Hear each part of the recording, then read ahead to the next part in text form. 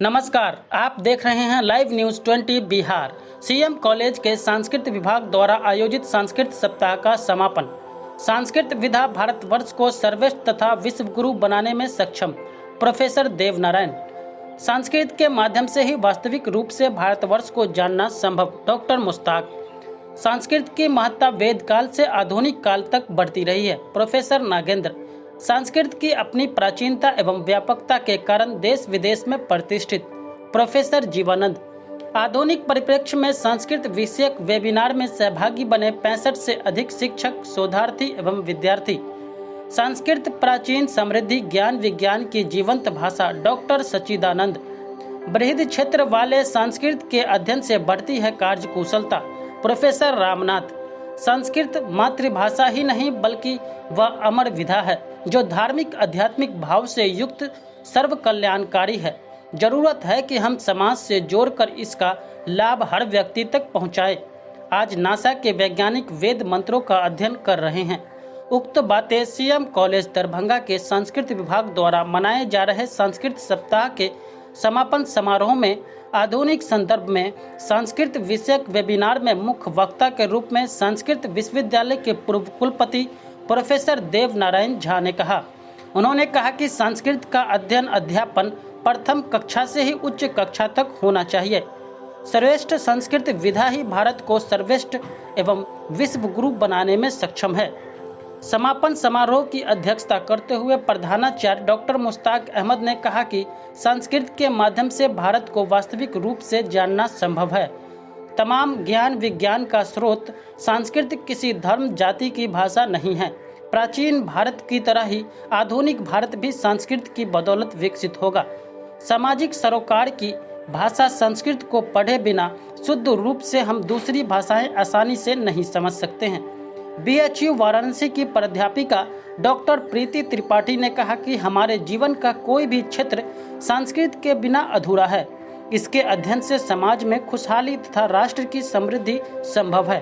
Webinar में असम से मृणाल कांति सरकार, समस्तीपुर से डॉक्टर ममता सिंह व प्रेम लता आर्या, मुजफ्फरपुर से डॉक्टर दीनानाथ शाह व डॉक्टर बालकृष्ण शर्मा, पटना से डॉक्टर गौरीनाथ राय, बेगूसराय से ज्योति कुमारी, मंटू यादव व गुरु आनंद, दिल्ली से प्रोफेसर नागेंद्र झा, मुंगेर से डॉक्टर नंद किशोर ठाकुर, मधुबनी से भोला दास, डॉक्टर शंभु मंडल, बेगूसराय से डॉक्टर मोना शर्मा, उत्तराखंड से डॉक्टर सच्चिदानंद स्नेही, राजस्थान से डॉक्टर ममता स्नेही, बनारस से डॉक्टर प्रीति त्रिपाठी, समस्तीपुर से प्रोफेसर रागिनी रंजन, डॉक्टर अंजना कुमारी, चंदीर पासवान, सीतामढ़ी से डॉक्टर ज्ञान रंजन गंगेश, अरबाज खान, मधुबनी से विनोद राम, डॉक्टर जयशंकर झा, वैशाली से प्रोफेसर रामनाथ सिंह सहित 65 से अधिक प्रतिभागियों ने भाग लिया।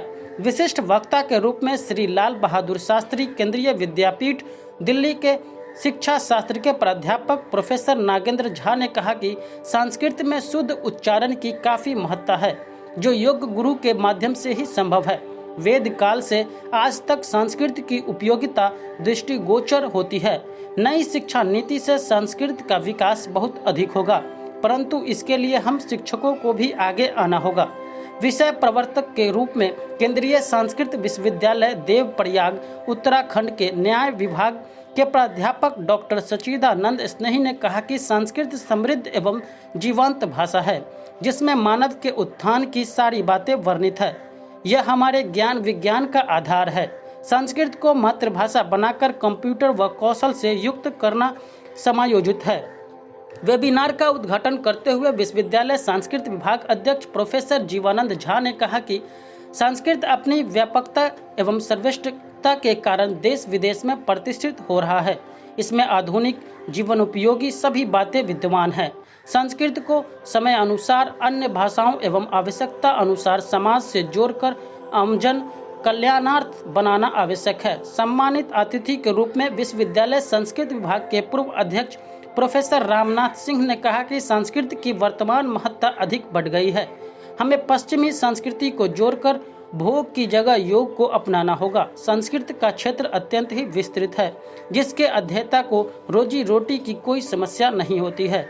इसके अध्ययन अध्यापन द्वारा हम किसी भी क्षेत्र में बेहतर कार्य कर सकते हैं। कार्यक्रम का प्रारंभ सुंदरपुर मध्य विद्यालय दरभंगा के शिक्षक डॉक्टर नंद किशोर ठाकुर के संस्कृत में गाए स्वागत गान से हुआ। सांस्कृतिक विभाग के प्राध्यापक सह संयोजक डॉक्टर संजीत कुमार झा के कुशल संचालन में आयोजित कार्यक्रम में अतिथि स्वागत सांस्कृतिक विभाग अध्यक्ष डॉक्टर आर.एन. चौरसिया ने किया, जबकि धन्यवाद ज्ञापन मारवाड़ी महाविद्यालय के सांस्कृतिक विभाग अध्यक्ष डॉक्टर विकास कुमार ने किया। Doctor Preeti ji, CM college के संस्कृत विभाग ने जो संस्कृत सप्ताह का आयोजन किया, उसकी क्या सार्थकता रही? आज जब नई शिक्षा नीति में प्राचीन भारत की गौरवमयी संस्कृति के पोषक तत्वों को उजागर करने की बात चल रही है, ऐसे में सीएम कॉलेज के संस्कृत विभाग द्वारा संस्कृत सप्ताह का आयोजन किया जाना बहुत महत्वपूर्ण है। इसमें विविध विद्वानों ने संस्कृत की उपयोगिता व सार्थकता पर गहन विचार विमर्श किया।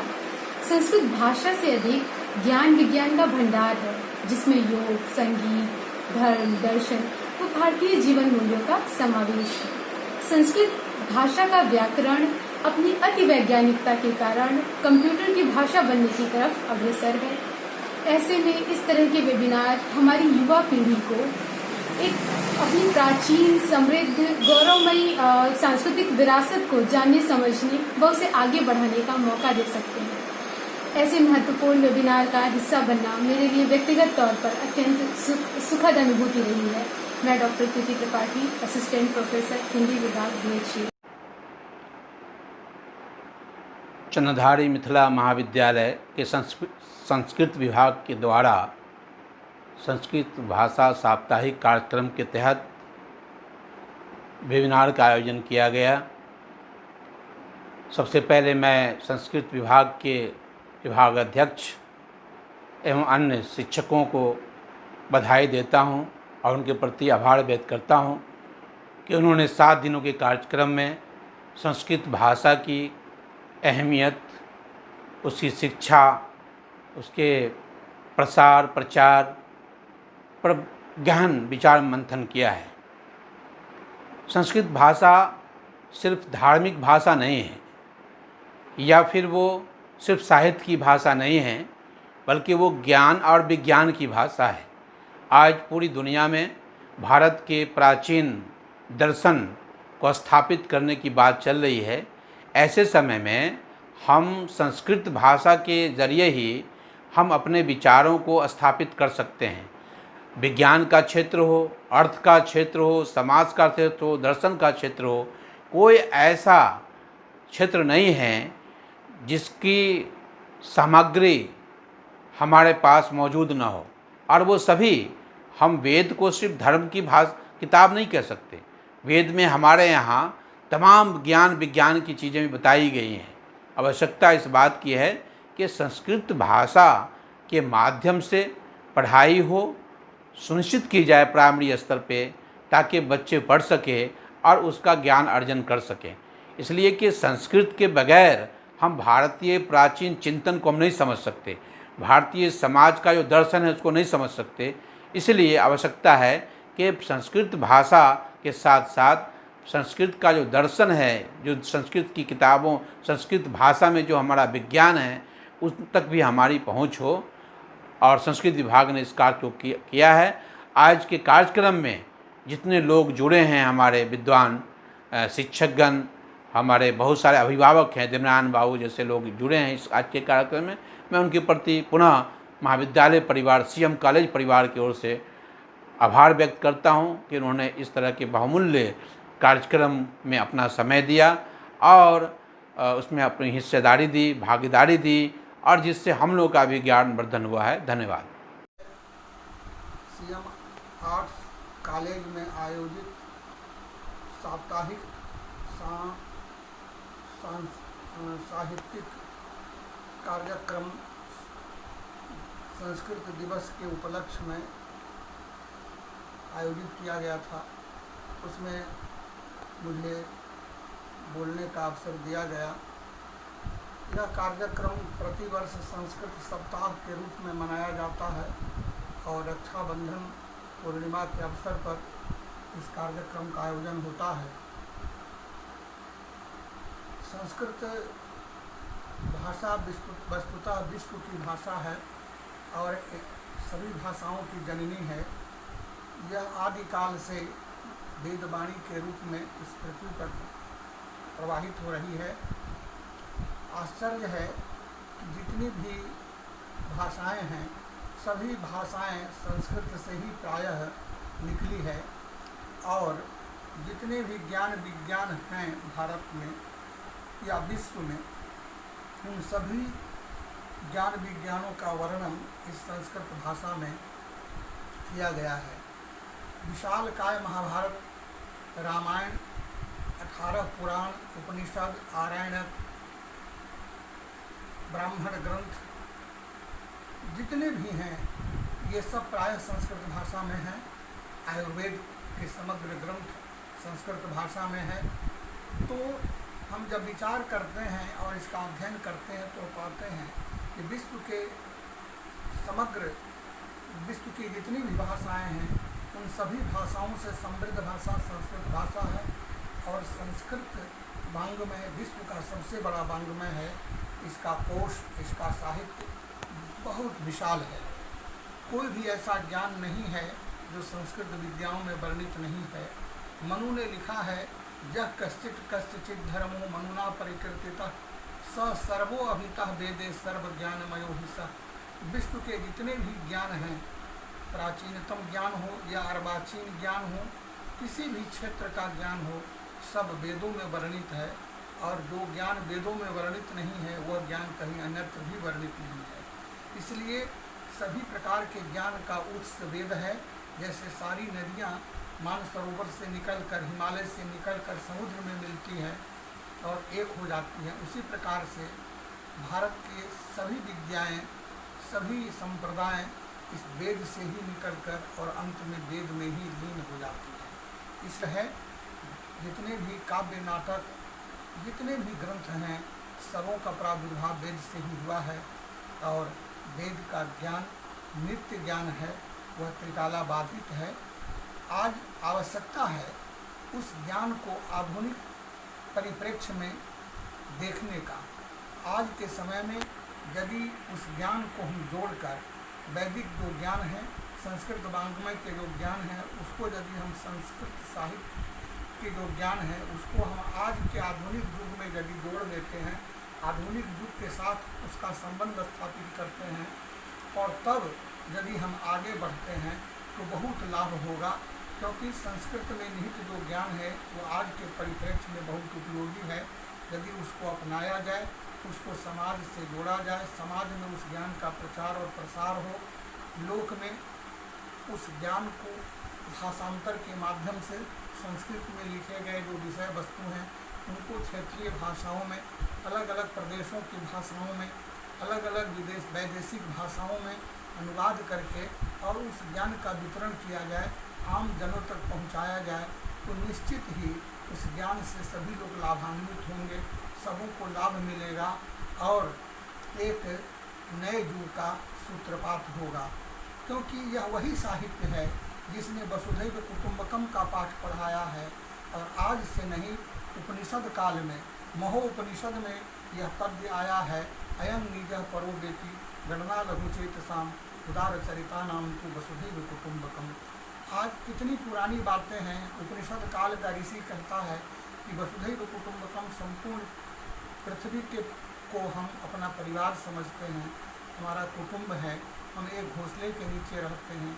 इस तरह का उदात्त चिंतन, उदात्त विचार और महनीय परंपरा जिस साहित्य में वर्णित हो, भला उस साहित्य के बारे में, उसकी विशेषता के बारे में क्या कहा जा सकता है। आज भारत में सब जगह दुराचार, अनाचार, बलात्कार हो रहे हैं और भ्रष्टाचार हैं। ये सारी चीज़ें क्यों पल्लवित पुष्पित हो रही हैं? क्योंकि मनुष्य को कर्तव्य का बोध नहीं है। क्या करना चाहिए, क्या नहीं करना चाहिए, क्या मेरे लिए उपादेय है, क्या उपादेय नहीं है। ये कर्तव्य का बोध कराना ये शास्त्र का काम है। क्योंकि शास्त्र जो है एक नेत्र होता है मनुष्य का। दो नेत्र तो देखने के लिए होते हैं, लेकिन शास्त्र रूपी जो नेत्र है वह मनुष्य का वास्तविक नेत्र है। अनेक संशयोच्छेदी परोक्षार्थस्य दर्शनम सर्वस्य लोचनम शास्त्रम जस्य नास्तं धेरस। शास्त्र रूपी नेत्र जिसके पास नहीं है वह वस्तुतः अंधा है। इसलिए हम शास्त्र का अनुसरण करें, शास्त्रीय मर्यादाओं का पालन करें, जो वेद आदेश करता है उसका हम भली भांति पालन करें। समाज उच्छृंखल होता जा रहा है, नियम का उल्लंघन करता जा रहा है, शास्त्रीय मर्यादाएं लुप्त हो रही हैं, हर परिवार में कलह विग्रह झगड़ा हो रहे हैं, अनाचार दुराचार हो रहा है। जहाँ पर मातृवत परदारेषु पर द्रव्येषु दोषवत आत्मवत सर्वभूतेषु जः पश्यति स पंडितः। हम इस तरह के उपदेश को पाते हैं कि पराई स्त्री को माता के समान देखना चाहिए, दूसरे के धन को ढेला के समान देखना चाहिए। ये सब वर्णन जहाँ उपलब्ध हो, फिर उस देश में, उस राज्य में जो है अनाचार दुराचार हो, यह कितनी शर्म की बात है। इसलिए हमें आज के परिप्रेक्ष्य में संस्कृत में दिए गए वर्णित जो ज्ञान है, संस्कृत में निबद्ध जो उपदेश हैं, संस्कृत साहित्य में मानव जीवन के जीने के लिए जो परंपराएं, जो आदर्श स्थापित किए गए हैं, उनका मूल्यांकन करना होगा, उन्हें अपनाना होगा। और यदि उसको अपनाते हैं, उसका मूल्यांकन करते हैं और तब हम आधुनिकता के साथ आगे बढ़ते हैं, तो निश्चय ही हमारा समाज सुसंस्कृत सुसभ्य होगा।